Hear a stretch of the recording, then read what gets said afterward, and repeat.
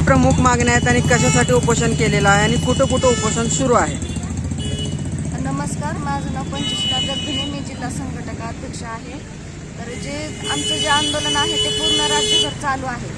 प्रत्येक जिल्ह्यामध्ये, प्रत्येक तालुक्यामध्ये, गावागावामध्ये, प्रत्येक ठिकाणी आमचा पूर्ण राज्यभर आंदोलन चालू आहे.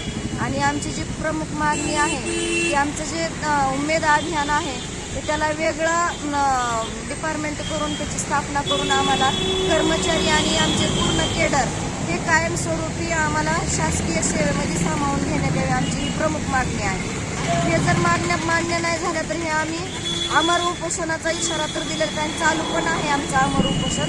आम्ही माघार घेणार नाही.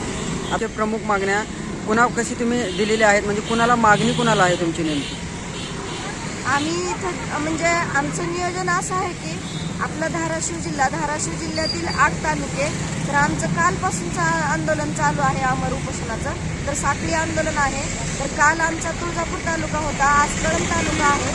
आणि यामध्ये प्रमुख मागणी आमची एकच आहे की आमचं उमेद अभियान जे आहे ते वेगळं डिपार्टमेंट स्थापन करून, कारण इतर राज्यामध्ये वेगळं डिपार्टमेंट स्थापन करून कर्मचारी आणि केडर यांना त्यांनी शासनाने कायमस्वरूपी करून घेतलेलं आहे. मग आमच्यासाठीच का नाही आणि आपल्यासाठी म्हणजे महाराष्ट्रासाठीच का दुय्यम दर्जा, हा एक आमचा शासनाला प्रश्न आहे. आणि जर आमच्या मागण्या मान्य नाही केल्या तर आम्ही अमर उपोषण हे असंच आम्ही चालू ठेवणार आहोत. गावातून आलेले आहे, येरमाळा विभागातून मी CRP म्हणून काम करत आहे. जिल्हाधिकारी साहेब व मुख्यमंत्री एकनाथ शिंदे साहेब यांना आमची मागणी आहे की आमच्या उमेद कर्मचारी ज्या पूर्ण सर्व महिला आहेत, महाराष्ट्रभर सर्व महिला तळागाळातील महिलांपर्यंत पोहोचून काम करत आहेत तळमळीने.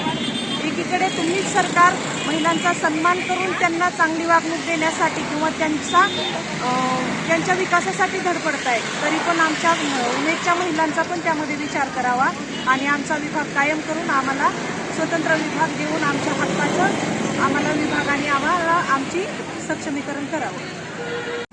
काय प्रमुख मागण्या आहेत आणि काय तुमच्या मागण्यासाठी तुम्ही उपोषण किंवा आंदोलन केलेलं आहे? आमच्या प्रमुख मागणी एक आहे की उमेद आस्थापना जी आहे ती कायम आणि झाली पाहिजे. दुसरी जी मागणी आहे ती कंत्राटी, आमची जी कर्मचारी आहे ते कंत्राटी कर्मचारी त्यांना कायम सेवेत रुजू करण्यात यावं, ही आमची मागणी आहे.